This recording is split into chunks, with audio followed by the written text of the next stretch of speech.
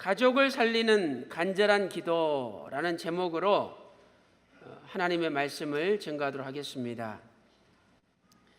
아브라함은 원래 갈대아 우르에서 살고 있었죠.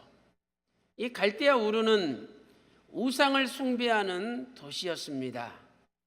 여호수아 24장 2절 3절 보면 아브라함의 아버지 데라도 갈대아 우르에서 우상을 숭배했었다라고 말씀하고 있습니다.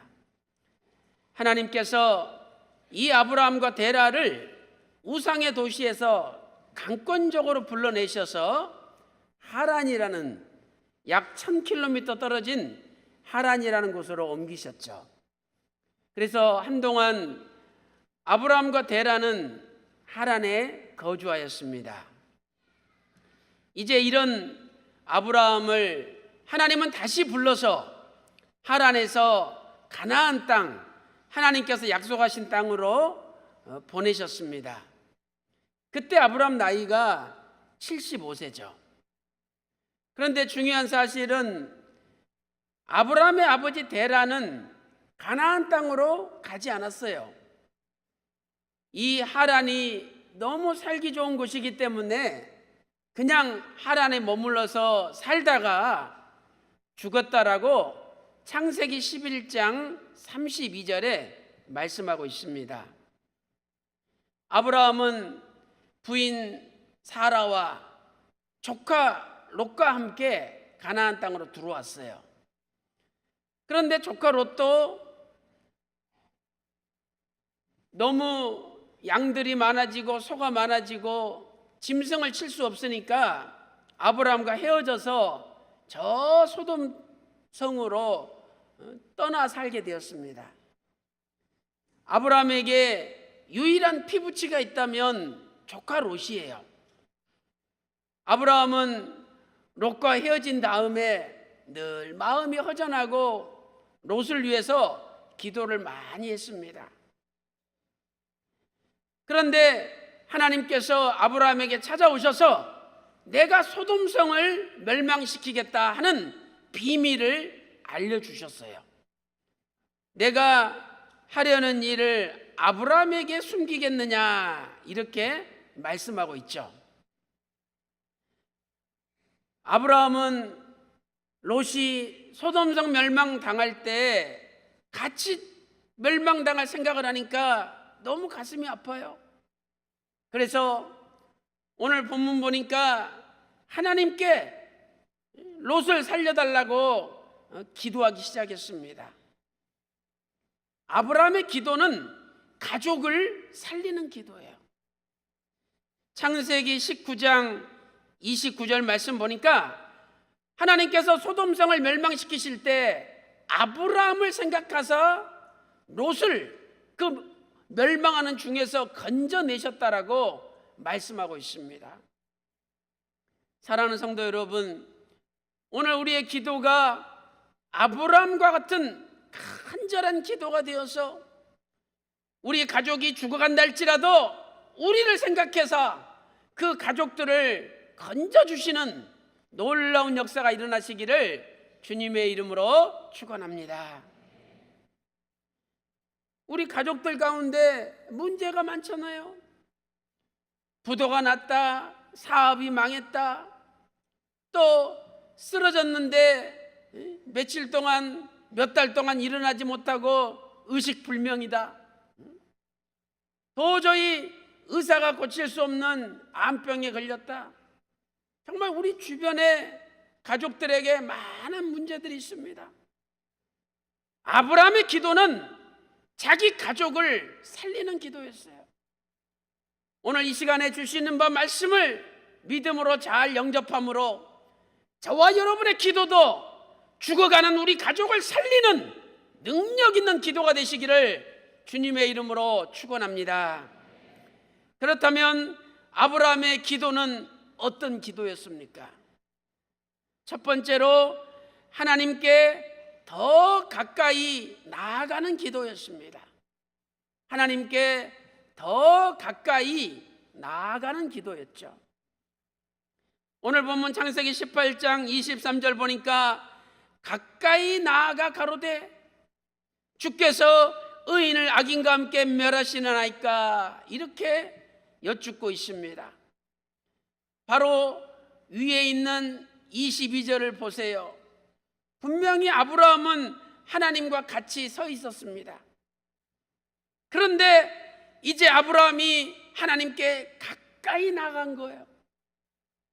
23절에 가까이 나아가, 히브리어로 나가쉬라는 단어죠. 나가쉬. 이 단어는 접근하다, 더 가까이 나아가다 이런 뜻입니다.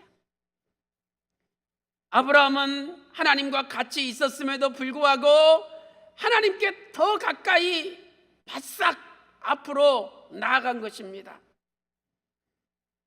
예수님께서도 겟세마네 동산에서 기도하실 때 아버지 하나님께 조금 더 나아가서 기도하셨습니다. 마태복음 26장 38절 보니까 내 마음이 심히 고민하여 죽게 되었으니 너희는 여기 머물러 나와 함께 깨어 있으라 주님께서 말씀하셨습니다. 십자가를 앞둔 그 주님의 비통하고 안타까운 마음으로 말씀을 하신 거죠. 그리고 나서 39절에 조금 나아가사 얼굴을 땅에 대시고 엎드려 기도하셨죠. 마가복음 14장 35절에도 조금 나아가사, 마가복음 14장 35절에 말씀하고 있습니다.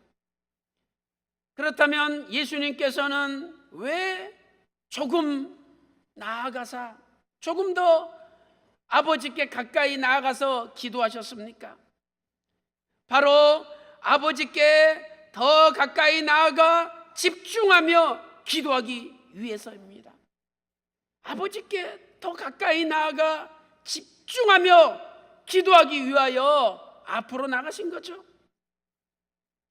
이렇게 예수님께서 앞으로 나가신 다음에 하나님에 대한 호칭이 달라졌습니다.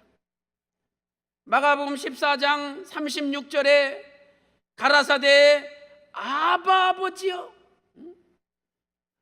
하나님 아버지께 가까이 더 나아가신 다음에 뭐라고 하나님을 불렀습니까? 아바 아버지요. 이 아바란 말은 아람어인데 우리말로 해석하면 아빠라는 뜻입니다. 우리말과 비슷하잖아요. 우리도 애들이 아버지를 친근하게 가깝게 부를 때 아빠, 아빠 이렇게 부르잖아요.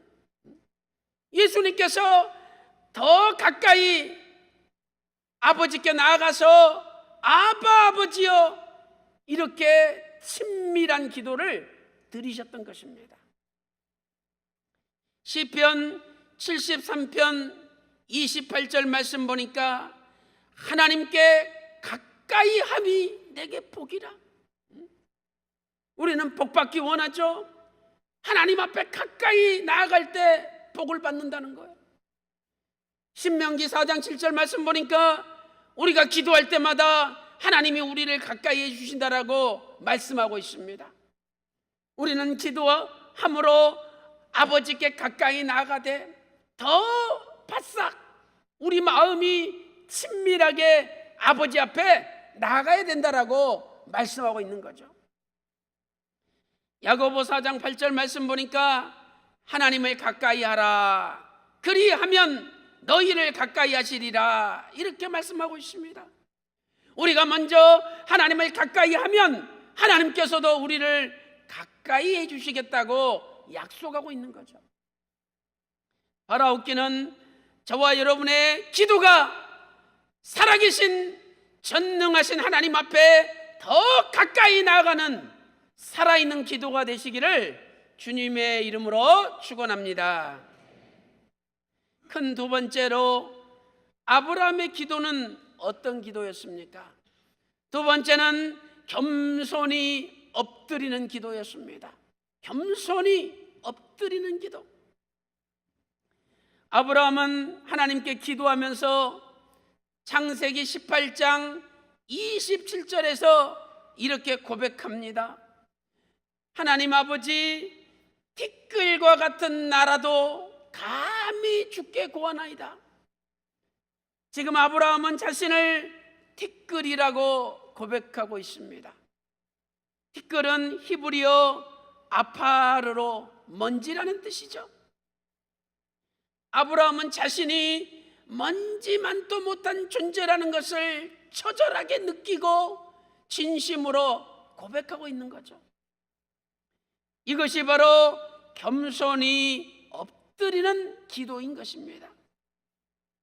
하나님께서는 아브라함의 이 겸손한 기도에 마음이 완전히 녹으셨습니다.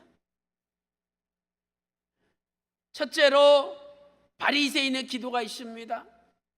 이 바리새인의 기도는 목이 뻣뻣한 교만한 기도입니다. 누가복음 18장 11절에 바리새인이 기도합니다.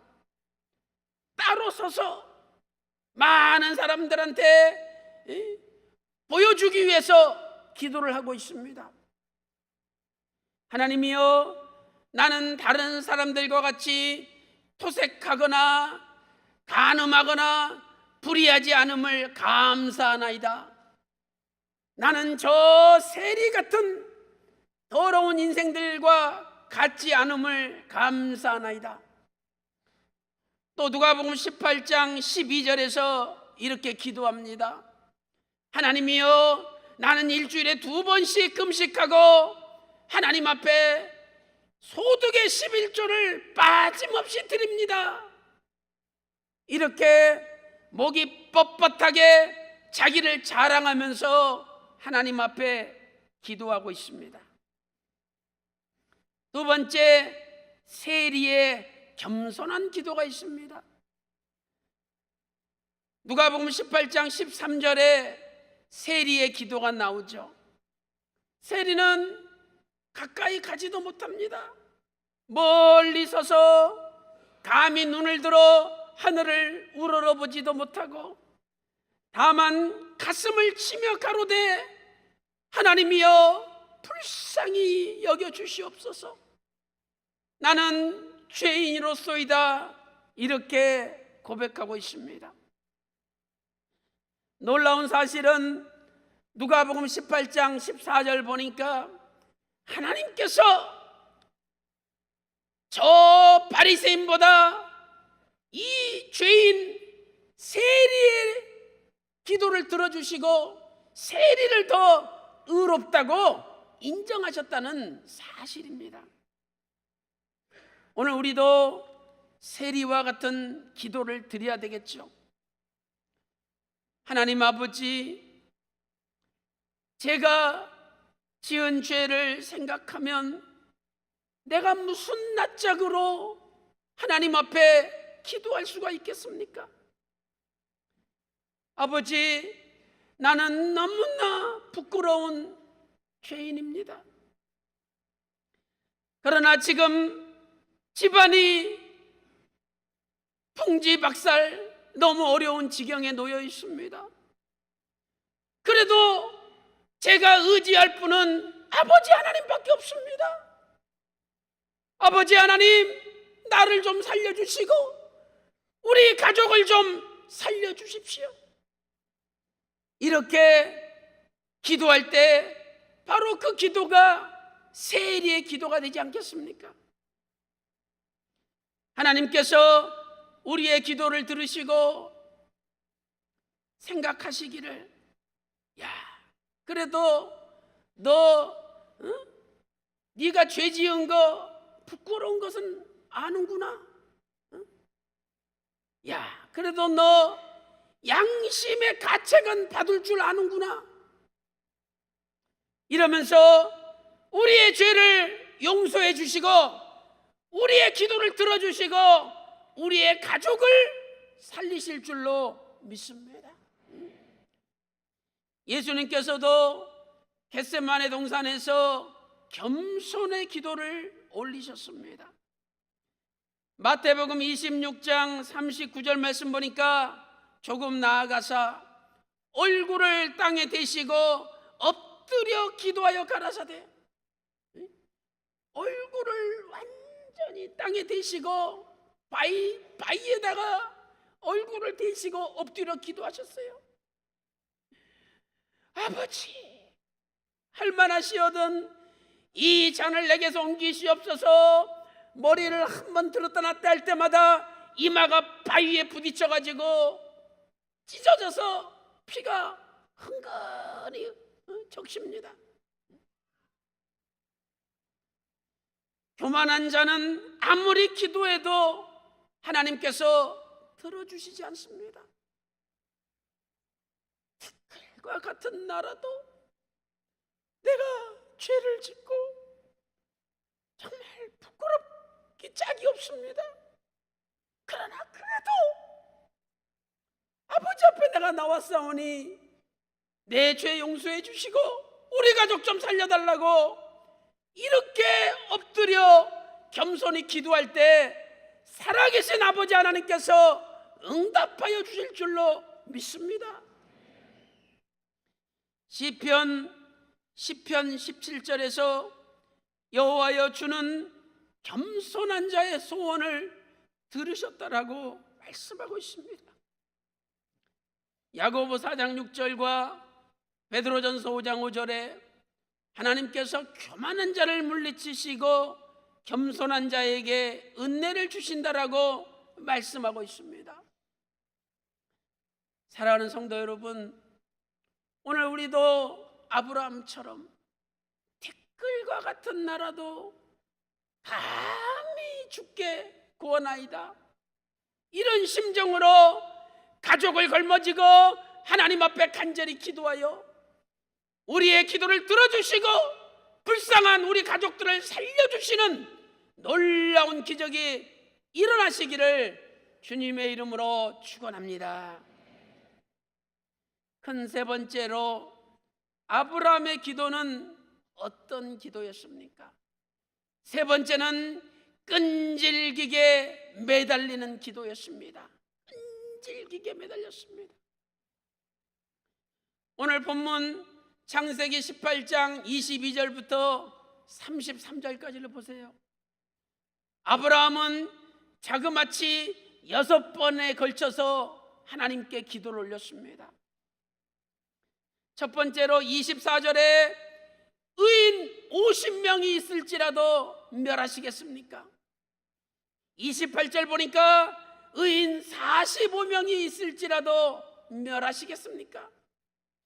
29절에 의인 40명, 30절에 의인 30명, 31절에 의인 20명, 32절에 의인 10명이 있을지라도 하나님 소돔성을 멸하시겠습니까? 이렇게 탄식하였습니다. 왜 아브라함은 10명에서 멈췄을까요? 아브라함 생각에 소돔성에 그래도 의인 10명은 있을 것이라고 생각한 거죠. 롯의 아내, 두 딸의 정혼한 사위 6명이잖아요. 그 다음에 두 사위의 아버지 어머니, 그래서 10명은 있을 거라고 생각을 했던 것입니다. 또한 엘리야 선지자도 비가 올 때까지 끈질기게 매달리면서 기도하였습니다. 엘리야 선지자는 갈멜산 꼭대기에 올라갔죠. 무릎을 꿇고 역시 무릎 사이에 얼굴을 집어넣습니다. 땅에 꿇어 엎드려 얼굴을 무릎 사이에 넣고 기도하였던 것이죠. 사환에게 저 바다편에 가서 보라, 아무것도 없나이다. 7번까지 다시 가라. 그리고 7번째 기도하고 보니까 저 바다편에서 사람 손만한 구름이 일어나나이다. 조금 후에 하늘이 캄캄해지면서 큰 장대비가 쏟아지기 시작하였습니다. 열왕기상 18장 41절부터 46절에 말씀하고 있죠. 이처럼 끈질기게 매달리는 기도를 할 때에 응답이 있는 거예요. 우리는 기도하다가 쉽게 실망하고 쉽게 낭망합니다. 예수님께서 누가복음 18장 1절에서 기도하고 낭망치 말라 비유로 말씀하셨잖아요. 어떤 과부가 불의한 재판관한테 제발 좀 이거 나 좀 살려달라고 매일 찾아갑니다. 이 불의한 재판관은 들어주지 않아요. 그런데 하도 찾아오니까 경기가 날 정도예요. 그래서 야, 이거 안 들어줬다가는 내가 제명에 못 살겠다. 내일 오면 들어줘야지 마음 먹고 있었던 거예요. 그런데 이 과부가 그 내일 오지 않은 거예요. 그 얼마나 안타깝습니까? 한 번만 더 왔으면 됐는데. 그래서 누가복음 18장 8절에 내가 속히 원한을 풀어주시리라. 그러나 인자가 올 때에 믿음을 보겠느냐 말씀하셨죠. 이 믿음은 끝까지 응답받을 때까지 쉬지 않고 기도하는 믿음, 인내하는 믿음을 말씀하는 것입니다. 오늘 우리에게도 주님 다시 오실 때 응답받을 때까지 끈질기게 매달리는 믿음이 필요하다는 거죠. 이 세상에서도 애들 보세요. 그냥 막 울고 보채니까 어쩔 수 없이 엄마가 젖을 먹여주잖아요. 울지 않는 애한테는 젖 안 먹여요. 떼쓰고 울 때 젖을 먹이잖아요. 마태복음 7장 7절 보니까 구하라 그러면 주실 것이요, 찾으라 그러면 찾을 것이요, 두드리라 그러면 열릴 것이니. 마태복음 7장 8절 보니까 구하는 이마다 얻을 것이요, 찾는 이가 찾을 것이요, 두드리는 이에게 열릴 것이니. 그런데 여기 구하는 이, 찾는 이, 두드리는 이 헬라 원문을 보세요. 전부 현재 분사형이에요.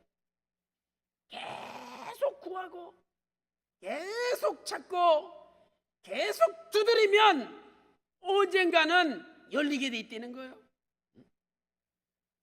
사랑하는 성도 여러분, 아브라함이 롯을 위하여 끈질기게 기도하고 수로보니게 여인이 딸을 위하여 끈질기게 매달렸듯이 오늘 저와 여러분도 우리의 가족들을 걸머쥐고 살아계신 아버지 하나님께 끈질기게 매달림으로 반드시 응답받는 저와 여러분 되시기를 주님의 이름으로 축원합니다.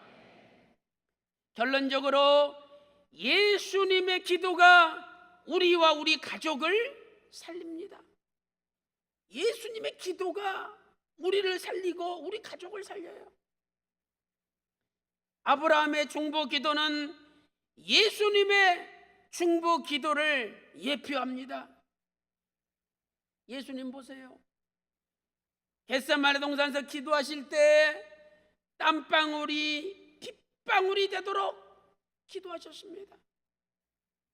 누가복음 22장 44절 말씀 보니까 예수께서 첫째 힘쓰고 두 번째 애써 세 번째 더욱 네 번째 간절히 기도하시니 떨어지는 땀방울이 핏방울같이 되더라 말씀하고 있습니다. 히브리서 5장 7절 말씀 보니까 그는 육체에 계실 때에, 예수님이 육신으로 이 땅에 오셨을 때에 심한 통곡과 눈물로 간구와 소원을 하나님 앞에 올렸다는 거예요. 이제 그 예수님께서는 십자가 죽으시고 부활 승천하신 다음에 지금도 하나님 보좌 우편에서 우리를 위하여 기도하고 계시다는 사실입니다.